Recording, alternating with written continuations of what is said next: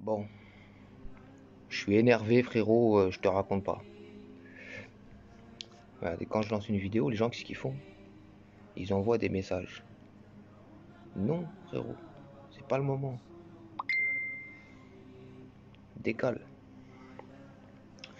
Donc j'étais en train de me balader tranquillement sur TikTok. Et moi, tu vois, j'aime pas trop aller là-bas de base, me swiper, j'aime pas trop.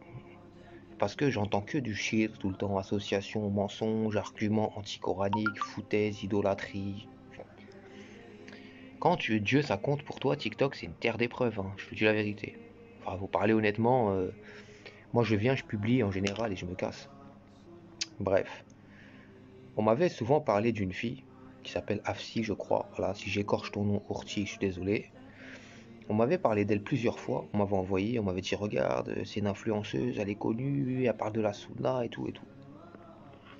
Je te cache pas que moi je suis un mec un peu dans la lune, je suis un peu dans mon monde, tu vois, et j'avais pas prêté attention plus que ça, j'ai même pas fait de recherche. J'avais dit ouais, si, si, j'ai entendu, tout ça. À chaque fois, je dis ouais, si, si, j'ai entendu. Mais en vrai, je me suis pas intéressé, tu vois, à la question. Et là, en me baladant hier sur TikTok, justement, je vois cette fille-là, l'indienne, enfin la pakistanaise dont on me parle tout le temps. Et je vois un bout de vidéo d'elle, donc j'écoute ce qu'elle raconte. Elle parle de l'évangile. Mais la vidéo dure 3-4 secondes. Tu vois, elle est coupée immédiatement parce qu'en fait, c'est une réponse qu'une fille lui apporte par rapport à sa vidéo à elle qui est coupée. Tu vois, ils ont mis 3 secondes de vidéo et boum, elle a fait une réponse par derrière. Elle était identifiée dans la publication. J'ai cliqué sur son compte TikTok, à la pakistanaise. D'ailleurs, j'ai vu qu'elle était abonnée à moi. J'avais même pas capté, j'étais pas au courant. Je suis vraiment sur la lune, moi. Je suis dans mon monde, tu vois. Je fais pas attention. Voilà, donc j'ai follow back, forcément. Et on va écouter justement la réponse de cette grosse dégénérée mentale qui n'a pas toute sa tête, qui est pleine d'orgueil d'ailleurs. Elle est là, ouais, tu verras ici, tu vas apprendre plein de choses, c'est pas Wikipédia, donc toi je vais t'éteindre. Voilà, ce soir je t'éteins ta tête directement. Donc ce qu'on va faire, c'est qu'on va écouter sa vidéo, sa réponse à la fille là qui s'appelle Afsi et qui a parlé de l'évangile, qui apparemment ça la dérange. Donc écoutons. Leur vie. Vous connaissez? Vous avez été lire l'évangile? Tu auras beau désactiver les collages, mais on va quand même te répondre. Catastrophe. Tu sais, l'approche, non déjà ton approche Orti, elle est mauvaise. C'est pas bon ça. C'est par la sagesse et la bonne exhortation, invite les gens au sentier de Dieu. T'as rien compris toi.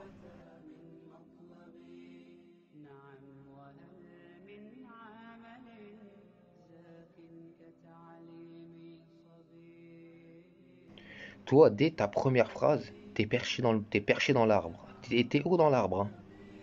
Je peux te dire qu'il caille là-haut, hein, tellement t'es haut. C'est une catastrophe. Tes vidéos sont une catastrophe. Et sincèrement, au-delà de l'orgueil, là, c'est même plus de l'orgueil, c'est de la bêtise carrément. Tu commences par nous demander si on connaît la vie du prophète, nous les mauvais musulmans. Alors t'es complètement paradoxal, parce que tu nous as fait une vidéo où tu nous expliques que nous, les mauvais musulmans, on s'attarde uniquement sur les hadiths qui... Alors je te le rappelle juste pour information, les hadiths sont entre guillemets la sunna du prophète. Donc forcément, si on s'attarde sur les hadiths, c'est que forcément on connaît la vie du prophète. Pas forcément. Non, non, non, non, non. Bah, tu sais, je vous en ai parlé déjà. Boukhari, à lui tout seul, c'est 700 000 hadiths. Il doit y avoir 10 000 fois plus de hadiths qu'il y a de versets du Coran. Facile. Plus encore. Tu comprends? C'est à lui tout seul, c'est 700 000. Alors après, il a fait l'étude, il a étudié 700 000 hadiths, le grand Boukhari. Voilà, parce qu'il a vécu 5000 années, lui, certainement. Tu sais, les hadiths, c'est pas forcément axé sur la vie personnelle du prophète, hein. Non, tu peux trouver des hadiths qui servent à rien du tout, comme le nom de la chamelle de la femme du prophète. On sait pas pourquoi, ils ont écrit ça, ça les intéresse. La couleur de ses babouches, combien de dates Abou Bakr il a offert au prophète. Si tu appelles ça la vie privée du prophète, voilà. Je passerai sur les milliards de hadiths qui n'ont rien à voir avec le prophète d'ailleurs. Ou carrément c'est Dieu qui dit. Le prophète a dit, Dieu a dit. Voilà, tu sais, ils font parler Dieu dans leurs hadiths. De culottés. Mais c'est pas ça qui m'a énervé en vrai. Ça, tu vois, c'est de la foutaise, de l'adoration d'idoles, de la vénération d'hommes. C'est pas. On le voit tout le temps, ça. Dans la communauté musulmane, c'est très ancré. Écoutez ce qu'elle dit par la suite. Je vais t'éteindre, je t'ai dit, toi. Et là, tu nous ponds une vidéo où tu nous demandes si on connaît la vie du prophète. Mais encore une fois, tu ne t'arrêtes pas là, puisque tu nous incites et tu nous invites, mademoiselle, à lire des livres falsifiés. Et en plus, tu t'adresses à Allah comme si c'était ton pote. Du coup, je vais répondre à ta question et ouvre bien tes oreilles parce que tu vas apprendre beaucoup de choses aujourd'hui. Parce que là, c'est pas Wikipédia, hein, d'accord? Faut que tu comprennes que la Torah et l'Évangile ont été falsifiés. Sinon, pourquoi le Coran serait apparu justement et tu... Calotte dans la babine, frérot. Calotte dans la babine, comme disait mon frérot Aslan, parce que je l'ai mis en story snap. Il m'a dit, elle, deux tartes, elle. Une pour la Torah, une pour l'évangile. Dodo, directement. Attention, hein, des tartes intellectuelles. Hein. On frappe pas les spécimens dans ton genre, hein, t'inquiète pas. Même si je connais deux trois ourtis qui sont pas contre pour tirer les cheveux, parce que tu fais ta voyou, je sais pas pourquoi. Tu viens parler de religion, tu viens rectifier quelqu'un, tu le fais comme ça. Comme si t'étais la mafia. Déjà, je vais te dire une chose. Ourti, concentre-toi. Toi, la concentration, ça se voit qu'il y a un problème derrière. Un gros problème. Le Coran n'est pas descendu pour rectifier la Torah et l'Évangile. D'accord? Ça, c'est le premier point. Le Coran est descendu pour avertir un peuple que personne n'a jamais prévenu. C'est des gens qui sont dans l'insouciance. Je te mets le verset.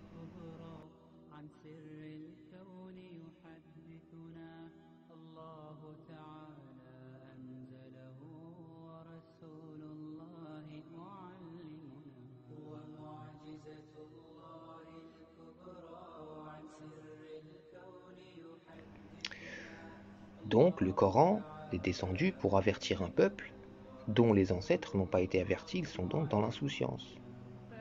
Ça, c'est la raison première. Parce que comme Dieu le dit dans un autre passage du Coran, Dieu ne châtie pas un peuple avant de lui avoir envoyé un messager. Je te mets le verset, fais-toi plaisir.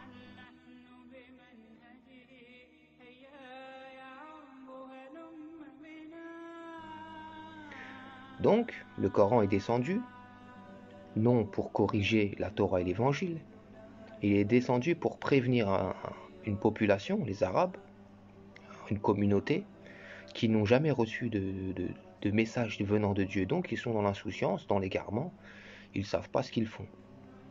C'est pour ça que le Coran est descendu. Et il est un rappel pour les mondes. Ok?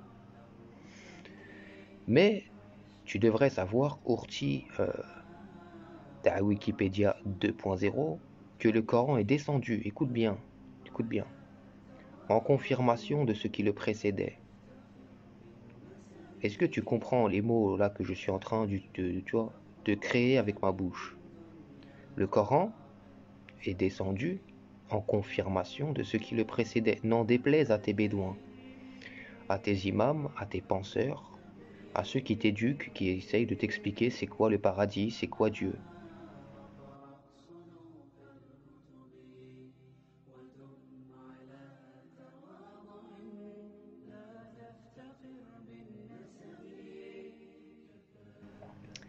Il est descendu en confirmation, khlas. Ne t'en déplaise. Tu peux être contente, pas contente, c'est toi que ça regarde. Tu sais que le croyant dans le Coran est celui qui croit dans les livres. C'est du pluriel. C'est quoi le pluriel? Est-ce que tu veux qu'on aille ensemble, toi et moi, sur Google et qu'on écrive pluriel définition? Je peux prendre le temps pour ça si tu as du mal avec ça. Il n'y a aucun problème.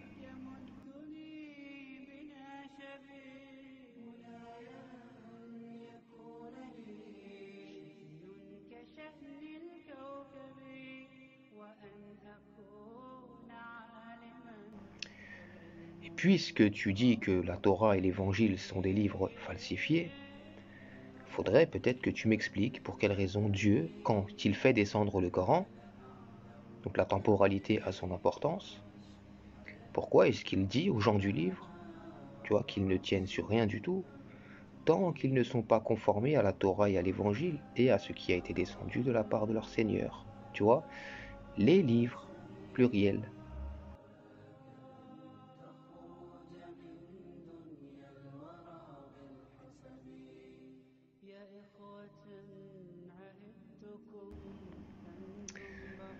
Tu te doutes bien que Dieu ne va pas envoyer des gens euh, il va pas renvoyer des gens vers un livre qui est falsifié. Ça n'existe pas. C'est impossible. Dieu peut pas faire ça. Dieu n'induit pas les gens dans l'erreur.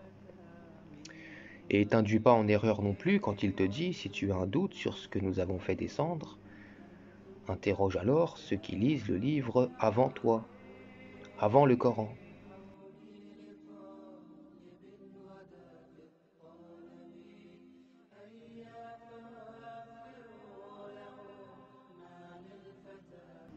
Interroge ceux qui lisent le livre avant toi. Mais quel livre? Tu sais c'est quoi le Coran, Al-Qur'an?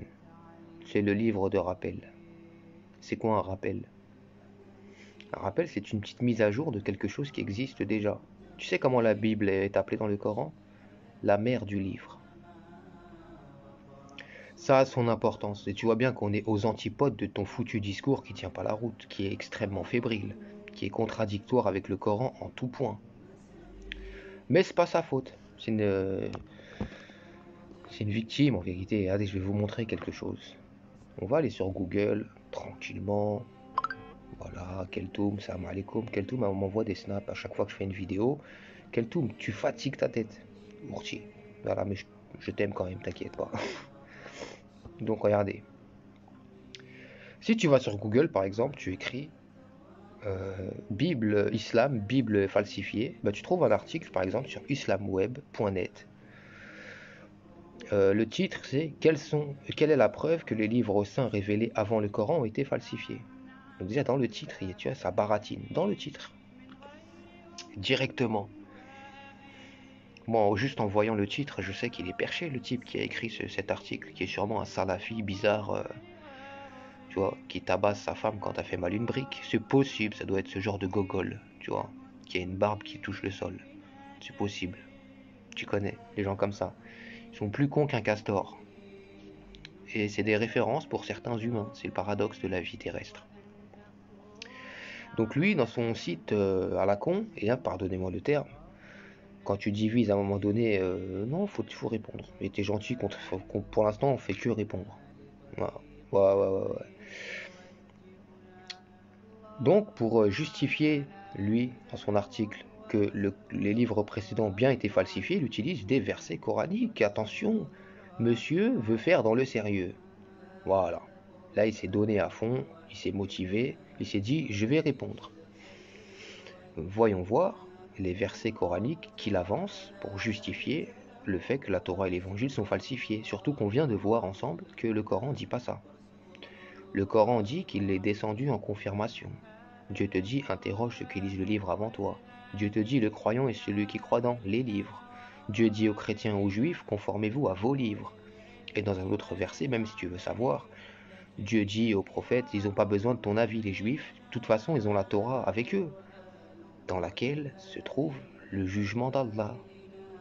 Donc tu vois, eux, ils n'ont pas besoin du Coran de base. Ils ont déjà reçu le message de Dieu. Mais il faut qu'ils s'y conforment quand même, parce que le Coran vient rectifier des problèmes d'interprétation. Bon, lisons les versets de la falsification des livres précédents. Il a mis le verset 46 de la sourate 4. Il en est parmi les juifs qui détournent les mots de leur sens. Donc, ce site-là, islamweb.net, qui est sûrement écrit par un grand savant sunnite, pour t'expliquer que la Torah et l'Évangile sont des livres falsifiés, il te cite le verset où il est écrit « Il en est parmi les Juifs qui détournent les mots de leur sens ». Alors certainement tu dois faire partie de ces Juifs, monsieur. Parce que tu vois, le verset que tu cites, il parle de quoi? Il parle d'interprétation des mots. Il détourne les mots de leur sens. Il n'a pas réécrit le mot, c'est ça la falsification, il a réécrit le mot. Non, il l'a interprété incorrectement. C'est ce qu'ils font là dans ce site, et c'est ce que l'autre Bargette, elle fait sur sa vidéo. Tu vois, elle affirme comme ça avec une conviction folle des choses qui sont contraires avec le Coran. Ma'alish, il a de la ressource le garçon, il a mis un autre verset 79 de la sourate de la vache.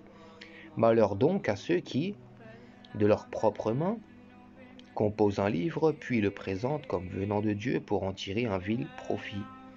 Qu'est-ce que ce verset a à voir avec la Torah et l'Évangile? Dieu parle de gens qui composent des livres. L'Évangile n'a pas été composé par un humain. Qu'est-ce que tu racontes? Quel rapport avec la Torah et l'évangile dans ce verset? Pareil, il a mis encore un autre verset, 78 de la sourate 3. Il y en a parmi eux certains qui roulent leur langue en lisant le livre pour faire croire que cela provient du livre, alors qu'il n'est point du livre, justement. Tu vois le verset là, qu'est-ce qu'il est en train de t'expliquer ce verset? Qu'il y a des gens qui, en lisant le livre, ils vont rouler leur langue, c'est-à-dire ils vont pas dire ce qu'il y a écrit, ils vont pas dire ce qui est devant eux, et ils vont dire quelque chose d'autre et ils vont faire croire que c'est ce qu'ils viennent de lire. On parle encore de gens qui détournent le sens des choses. Ma'alish, il a mis un autre verset, il a de la motivation. Surat 5, Al-Maïda, verset 41. Et parmi les juifs qui aiment bien écouter le mensonge, j'ai écouté d'autres gens qui ne sont jamais venus à toi et qui déforment le sens des mots une fois bien établis. Est-ce que tu comprends, petit ourti perché, la différence qu'il y a entre la falsification dans l'interprétation, dans le sens, et la falsification dans les lettres, dans les mots? Le Coran, tous les Corans traduits en français, ont subi la falsification dans les traductions. Par exemple, tu prends le passage où Dieu dit « Si vous craignez la désobéissance de vos femmes, eh bien frappez-les ». Ça, c'est dans les Corans en français. Il y a écrit « Frappez-les », je vous en avais parlé. « Wa adribuhuna » pour eux. Daraba pour eux, ça veut dire « il faut frapper ». J'ai fait une vidéo dessus, on a vu ensemble que ça n'a rien à voir avec ça. C'est pas un mot isolé, tu le retrouves dans le Coran. Si tu le traduis par frapper à chaque fois, eh ben tous les versets n'ont plus de sens. Sauf un seul. Vous voyez? La malhonnêteté, détourner le sens des choses. Vos penseurs musulmans à la con le font en permanence. Vos traducteurs sunnites le font en permanence. Vous fatiguez avec votre médiocrité, vous fatiguez votre monde. Donc je te résume, je ne vais pas faire trop long non plus. Le Coran ne déclare pas la Torah et l'Évangile falsifiés. Premier point. D'accord? Deuxième point. Le Coran donne du crédit à la Torah et à l'Évangile. Il en parle comme une guidance, comme une lumière, et comme quelque chose à quoi on doit se conformer. D'accord? Il est descendu en confirmation de ce qui le précédait. Et le Coran n'est pas descendu pour rectifier la Torah et l'Évangile. Il est descendu avertir les Arabes, qui sont, tu vois, le peuple le plus hypocrite sur terre d'après le Coran.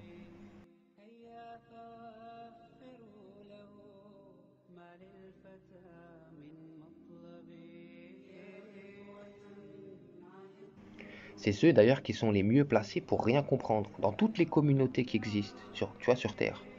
Dieu dit, les Arabes, c'est ceux qui sont les meilleurs, pour rien comprendre à ce que Dieu a révélé. Tu vois, Al-Qur'an al-Kalim, ce que tu viens de faire. Tu cries dans ton micro devant ton téléphone que le Coran, finalement, Dieu a déclaré les livres précédents falsifiés. Le Coran clame haut et fort que tu es en train de baratiner ton monde. Comment se fait-il, Ourti? On va écouter la suite de ta vidéo, même si je sens que je vais avoir du mal. Pose toi-même la question. Mais on a déjà la réponse en fait. Donc je suis assez étonnée quand tu nous dis que tu as fait des recherches. Et Allah lui-même le dit. Le Coran a été écrit d'une manière à ce que justement l'homme ne puisse pas y toucher, ne puisse pas le falsifier. Parce que pour ta gouverne, si l'homme... Qu'est-ce que tu racontes? C'est nous qui avons fait descendre le Coran et c'est nous qui en sommes le gardien. Le Coran que toi tu lis, qu'est-ce qu'il a à voir avec le Coran que Dieu a fait descendre? Votre Coran justement est plein de falsifications dans l'interprétation des termes, des mots. Revenez à la vidéo sur le hijab. Regardez le hijab, ce que ça veut dire. Dans notre arabe aujourd'hui, à notre époque.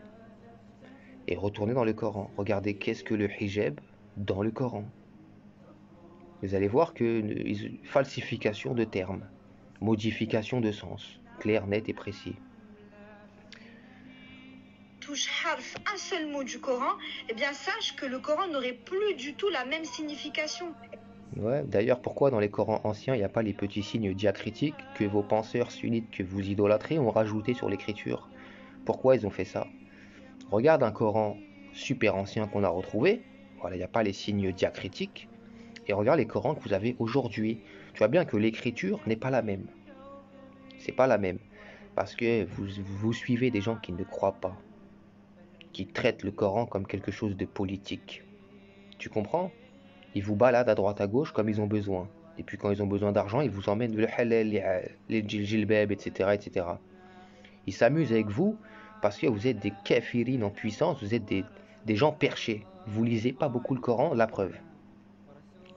Et justement, ça fait partie des miracles du Coran, parce que ça, tu n'en as pas parlé aussi. Les miracles du Coran, ça en fait partie. Et c'est quand même aberrant et incroyable qu'une personne... Mais tu sais que dans la Bible aussi, tu peux pas retirer une lettre. Tu sais ça? Dans la Bible, tu peux pas retirer une lettre. Parce que sinon, tout se casse la gueule en fait. Ça n'a plus de sens. Tu vois, c'est-à-dire tu parles de choses que tu connais pas, que tu comprends pas. Tiens, écoute ce que cette jeune fille a à te raconter. Tu veux des preuves que la Bible, c'est pas un livre comme les autres et qu'il est fort possible qu'il soit divinement inspiré? Let's go. Ok, tu sais que la Bible est composée de plusieurs livres. Les 5 premiers, Genèse, Exode, Lévitique, Nombre, Deutéronome, on les appelle la Torah. Le premier verset dans la Genèse de la Bible, c'est « Au commencement, Dieu créa les cieux et la terre ». Le tout premier mot « au commencement » en hébreu se dit « Bereshit ». La dernière lettre de Bereshit, c'est un « Tov » en hébreu. Bon, essaye de me suivre, hein. C'est un petit cours d'hébreu, mais ça va être facile à comprendre. Et cette même lettre, Tov, c'est la première du mot Torah. Et c'est là que ça va être énorme. Dans tout le livre de la Genèse, tu comptes à chaque fois toutes les 50 lettres, et dans tout le livre, tu auras le mot Torah qui est écrit. Dans tout le livre de la Genèse. Ça s'arrête pas là. La même chose. Dans tout le livre de l'Exode. Ensuite, tu fais une petite pause à Lévitique, et on va au 4e et au 5e livre, d'accord? Nombre, Deutéronome. C'est la même chose, mais c'est écrit la Torah à l'envers. Ça commence par la dernière lettre, et à chaque fois, tu reviens au mot Torah, si tu comptes toutes les 49, donc 50 lettres. Ça veut dire que les deux convergent vers les Lévitiques, ok? T'es d'accord avec moi? Genèse, Exode va pointer dans cet ordre-là, et Nombre, Deutéronome vers ce sens-là, en direction des Lévitiques. Pourquoi? Si tu prends toutes les 7 lettres, et 7 c'est le chiffre de Dieu dans la Bible, pour ceux qui connaissent un peu la Bible, dans les Lévitiques, tu as le mot Yahweh. YHVH. Toutes les 7 lettres. Et pourquoi ça? Parce que en fait, les Lévitiques, ils t'expliquent qu'il y a besoin d'un sacrifice pour que nos péchés soient expiés. Et des trucs comme ça, il y en a partout dans la Bible. Fallait quand même y arriver à faire en sorte que le texte il ait du sens, que toutes les 50 lettres y aient exactement le même mot, encore le même à l'envers dans 2 livres de la Bible, et le mot Yahweh toutes les 7. Non mais franchement. Go read your Bible, it's the living word of God. Go. Voilà. Et tire-en des leçons. Tu vois, retiens un petit peu les choses. Tous les textes divins ont cette caractéristique justement. Sur la Torah, les psaumes, le Zabour, le Coran, tous les livres révélés. Qui se dit informé et qui nous demande de revenir au livre saint ne soit même pas au courant de ce truc-là. Là, voilà la réponse à ta question, mademoiselle. Voilà pourquoi le Coran est le dernier livre saint. Voilà pourquoi l'islam est la seule et unique religion à suivre. J'ai l'impression que tu confonds le terme islam avec le terme Coran et que tu fais un rapprochement qui n'a pas lieu d'être, qui est en vérité une division plus qu'autre chose. Tu sais, dans l'évangile, Jésus, l'évangile en arabe, Jésus, il demande aux gens d'être islam. Tu sais ça? D'ailleurs, j'ai vu une vidéo il y a 2 jours sur TikTok. Ils ont parlé de Aïcha, la femme du prophète. Ils ont écrit la première musulmane. C'est fou de raconter des choses pareilles. Et Marie, elle était quoi, Marie? Elle était raélienne. Elle était scientologue. Elle suivait pas l'islam, ma Marie, la maman de Jésus. Non. C'était quoi? C'était une kafira? C'était quoi, ma Marie? L'islam, c'est ce que c'est que l'islam. L'islam, ça veut dire s'abandonner à Dieu. Je m'abandonne à Dieu. Marie, elle n'était pas abandonnée à Dieu. Noé n'était pas abandonné à Dieu. La reine de Saba ne s'est pas abandonnée à Dieu. Salomon, tous les prophètes, même les femmes que tu vois dans le Coran, non, elles ne suivent pas l'islam. Pour eux, tu vois, le rapprochement communautaire, idéologique et sectaire qu'ils font, ils traitent le Coran, et sur base du Coran, ils te disent c'est à partir de là que l'islam est arrivé, parce qu'ils ne comprennent pas le sens des mots, ils pensent que islam c'est le nom d'une religion, alors que c'est un mot arabe, c'est comme Coran. Coran n'est pas le nom d'un livre. C'est le nom, c'est un mot arabe, c'est pas un nom. Al-Qur'an, surat 75, verset 16, 17, 18. Et comme je vous le dis souvent, allez jusqu'à 19. Summa inna alayna bayana. Ça, vous allez voir qui c'est qui explique le Coran, les savants ou Dieu. Ok? Donc l'islam, c'est pas le nom d'une religion. Coran, c'est pas le nom d'un livre. Ça, c'est vous qui faites tout ça. parce que vous aimez le conflit, vous aimez la division, vous aimez le communautarisme, le club, tu vois, le sectarisme. Et Dieu vous a mis en garde dans ça. Il peut vous confondre dans le sectarisme s'il a envie. Et visiblement, c'est fait. Hein. Mais Dieu n'est pas injuste.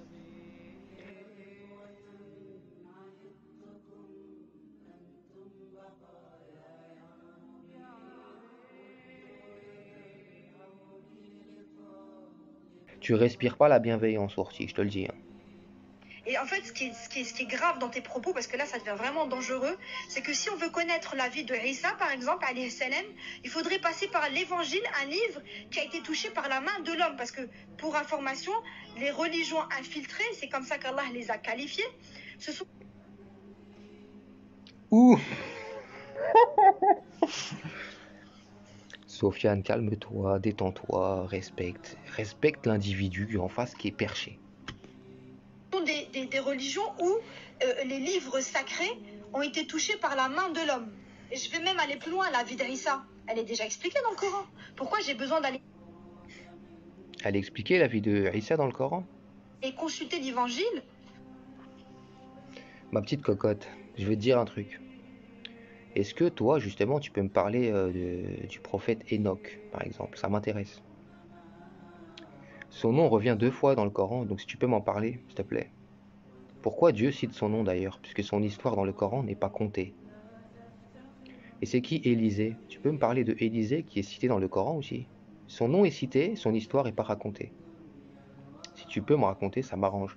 Si tu peux me raconter la vie du prophète Israël aussi, ça m'intéresse. La vie de Ismaël, de Isaac, de Jacob. Si tu peux me raconter, parce que non, le Coran ne retrace pas leur vie, hein. Le Coran est le livre de rappel. Et le Coran, il fait le résumé des livres précédents et il te dit, pour comprendre les choses, retourne aux livres précédents. Un peuple que personne n'est venu prévenir, mais c'est tout, c'est pas une nouvelle religion. Le message de Dieu est ce qu'il est, Sourate 33, verset 62. De génération en génération, la loi de Dieu ne change pas pour personne. Le Coran est descendu parce qu'il y a un peuple qui n'avait jamais entendu la Bible, justement. Et c'est pour ça que dans le Coran, tu trouves toutes les histoires qu'il y a dans l'Évangile. Exactement les mêmes. Alors sache que si l'Évangile est falsifié, le Coran est falsifié également. Pour connaître sa vie. Je comprends pas. Je comprends pas. Et je vais même rajouter quelque chose, et là c'est encore plus grave. Si on suit ton raisonnement, si on part du principe que la Torah et l'Évangile n'ont pas été infiltrés, ça veut dire que les 3 livres sont valides. Donc les 3 religions sont valides. Bah ça veut dire que du coup il n'y a pas 3 religions. Sauf que ça va à l'encontre du tawhid, mademoiselle, et toi qui as lu les 3 livres apparemment. Ah bon, ça va à l'encontre, justement, la réunification des communautés. Tu sais ce que Dieu te dit dans le Coran? D'aller voir les chrétiens et de leur dire que leur Dieu et le tien, c'est le même.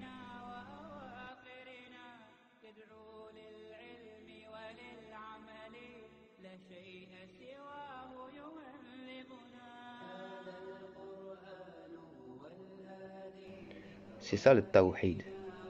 Toi, tu n'es pas dans ça, toi. Toi, tu es dans la division, le sectarisme, et tu es confondu. Confondu et confuse. Ça se voit, clairement. Je sais même pas pourquoi je te réponds. T'es tellement... Toi, t'es en bas. Même, c'est même pas en bas. Voilà, il y a un trou par terre. Tu n'es pas sans savoir que dans l'évangile, Isa, alias Jésus, est considéré comme le fils de Dieu, et que dans la Torah, Marie, alias Myriam pour nous, est considérée comme une prostituée. Vous voyez? Est-ce que vous voyez la folie dans laquelle on est? Elle a dit dans la Torah, Marie c'est une prostituée. Elle confond le Talmud et la Torah. Elle confond Moïse et les rabbins. Tu vois? Comme elle confond Allah subhanahu wa ta'ala et les imams. Tu vois, je te dis, elle est confuse, elle est confondue. Il n'y a aucun verset de la Torah qui dit que Marie était une prostituée. En fait, la Torah, quand elle est descendue, Marie n'était pas née encore. Tu comprends? Ça, c'est la chronologie, ça. Ah non, elle n'était pas venue encore. La Torah, c'est l'Ancien Testament. C'est l'Ancien Testament. Tu sais, c'est quoi la Torah? C'est les 5 premiers livres de l'Ancien Testament. C'est la Genèse, l'Exode, Lévitique, Deutéronome et les Nombres. Voilà, c'est 5 livres. Dans ces 5 livres, ça parle pas de Marie. Toi, tu parles du Talmud. C'est le Talmud qui traite Marie de prostituée. Tu sais ce que c'est le Talmud? C'est la Sunna des Juifs. C'est la sunna, c'est les hadiths. C'est des gens qui disent que des gens ont dit que tel prophète a dit que. Voilà, c'est quoi? Et c'est pour ça qu'ils se sont égarés, le Coran le dit. Parce que justement, ils ont créé d'autres livres à côté de la révélation divine. Les versets qu'ils utilisent pour parler de falsification, justement, ça n'a rien à voir. Ils ont créé des livres, eux, clairement. Ils les ont associés. C'est ce que vous faites avec votre Bukhari, votre Muslim, votre Sunan d'Abu Daoud et compagnie. T'es médiocre. Donc à un moment donné, il va vraiment falloir que tu fasses profil bas, vraiment. Ah ouais, je te renvoie tu vois, je te renvoie le truc, hein, parce que là, t'as dit des dingueries, tu le sais très bien, hein, tous les versets sont là pour te le prouver. T'es perché, t'aimes la division, le sectarisme. Et je te le répète, hein, je ne veux pas répéter ça à longueur d'année. Islam, c'est pas le nom d'une religion. C'est un mot arabe. Coran, c'est pas le nom d'un livre.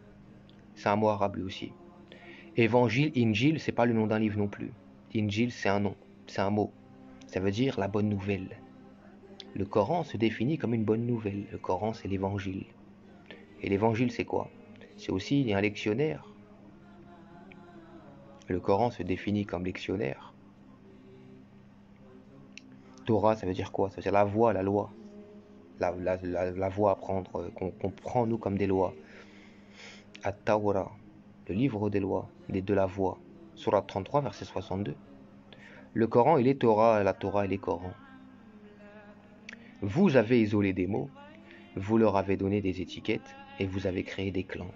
Vous êtes aujourd'hui confondus dans le sectarisme, mais qu'ont ces gens à ne comprendre presque aucune parole.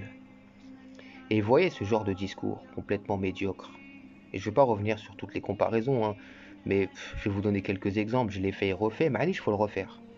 Voilà, le Coran lui-même, il est comme ça. Toi, si tu as entendu premier coup, tant mieux. Le Coran dit c'est un livre dont les versets se ressemblent et se répètent. Jonas dans le Coran.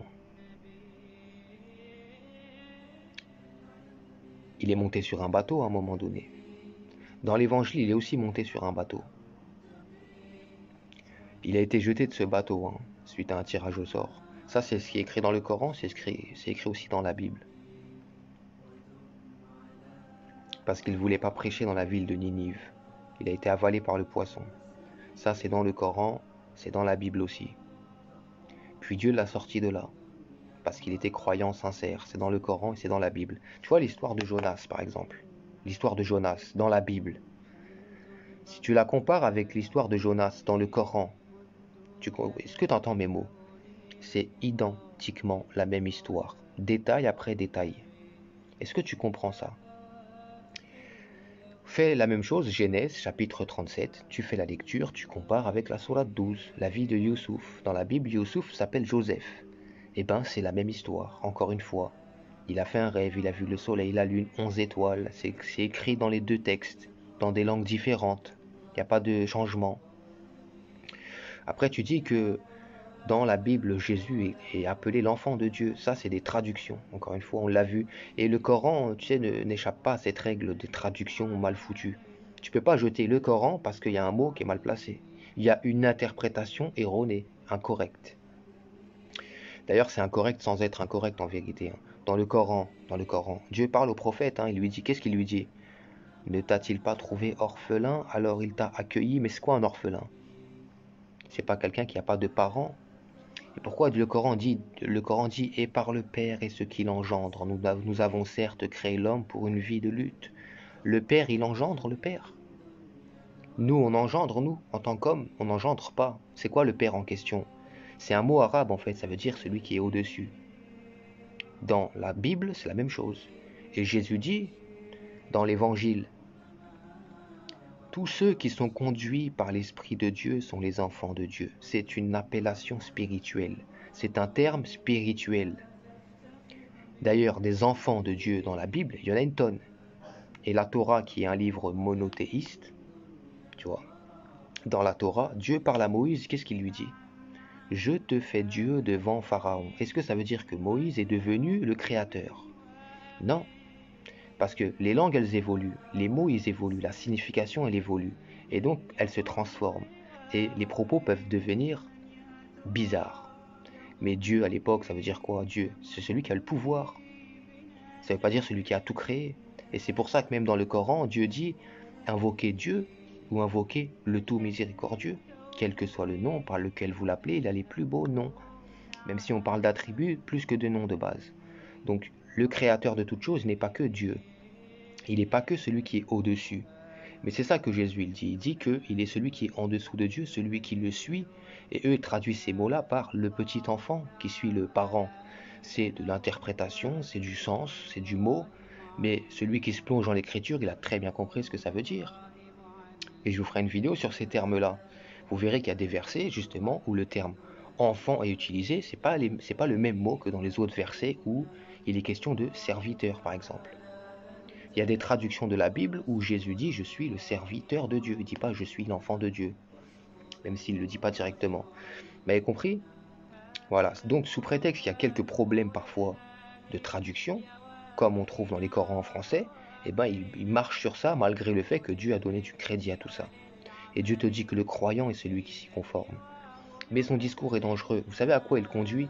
Il conduit justement au sectarisme. Il confond les gens dans des identités, sous des étiquettes, sous des drapeaux, avec des convictions le plus éloignées possible des autres. Et qu'est-ce que ça crée sur terre? Le désordre. Dieu vous dit, va vers eux, dis-leur que leur Dieu et le tien, c'est le même. Que nous avons foi dans ce que Dieu a fait descendre sur nous et ce qu'il a fait descendre sur vous. Le musulman, tu sais ce qu'il dit? D'après l'ordre de Dieu, j'ai foi dans l'évangile. Ce qui est descendu sur toi, j'y crois. C'est ce que Dieu demande aux musulmans de faire, kafira que tu es. T'es venu désaxer le sens des choses, avec ton ton orgueilleux alors que t'as une cacahuète dans la tête. Comment c'est possible d'en arriver là, les frérots? Piétiner la parole de Dieu pour élever des imams, des bédouins qui vous disent « Bois la pisse du chameau, c'est le paradis ». Vous avez pété une durée, tous, c'est plus possible. Comment en arriver là, un tel niveau de putréfaction, comment c'est possible? Malgré la clarté des versets, non. Ils viennent, ils déforment. Et non, Dieu il a dit ça, et Dieu il a dit ça, et Dieu il a dit ça. Et quand tu ouvres, tu vois que Dieu dit tout le contraire. Comment ça se fait? Mais Ma'alish, vous voyez comment elle est en colère, elle est haineuse, hargneuse, elle crie. Vous savez pourquoi? Le message il tourne. Il tourne. Regardez, elle, c'est une fille, la fille qui a l'attaque, c'est une fille qui me suit, je savais même pas, mais elle a 1 million d'abonnés. Il y a Ibra aussi, on a vu dans l'autre vidéo, qui me suit. Il y a plein de gens qui me suivent, qui ont des grosses communautés. C'est l'œuvre de Dieu et elle aboutira d'une manière ou d'une autre. Vous pouvez crier, faire des galipettes, être pas content. La vérité, c'est que dans ma petite chambre à la con, je vous attends de vous retourner tous les uns après les autres, imam après imam, mosquée après mosquée, et vous allez tous entendre, tous, sans exception, vous allez tous entendre la réalité du Coran. Tu peux l'accepter ou t'en détourner, c'est ton problème, c'est toi que ça regarde. Mais tu vas l'entendre, la réalité. Dieu dit, le mensonge est destiné à disparaître. C'est pour ça, vous avez vu tous les imams, ils se mettent à faire des vidéos, la sunna, pourquoi c'est important de ne pas la lâcher, attention, etc. Parce qu'ils tremblent. De plus en plus de fidèles de leur mosquée à la con commencent à se réveiller et dire c'est bizarre, je préfère lui moi. Et puis ça leur fait péter un câble. C'est que le début. Pour foutre le feu à la forêt, t'as pas besoin de mettre de l'essence partout. La mauvaise allumette qui tombe au mauvais endroit, c'est fini frère, tout prend. Tu vois, t'as pas besoin. Jésus avait 12 apôtres, pas 250 000. Et 12 personnes qui ont parlé à des gens, qui ont eux-mêmes ont parlé à des gens, qui ont parlé à d'autres gens. Et la Bible aujourd'hui est, tu vois, le livre le plus imprimé du monde. Enfin, la Bible dans sa généralité. L'évangile, on va dire. Parce que Bible, c'est pas le nom d'un livre. Bible, ça vient du mot bibliothèque, ça veut dire un ensemble de livres, justement, de textes. Le Coran est un ensemble de sourates, on peut l'appeler Bible si on veut. On ne commet pas d'erreur textuelle. Voilà, t'es médiocre, je te le dis, t'es éclaté par terre, tu racontes n'importe quoi. Et remercie-moi de t'avoir répondu parce que normalement, un niveau comme ça, je passe à côté, je me la boucle. Voilà, force à vous les reilles.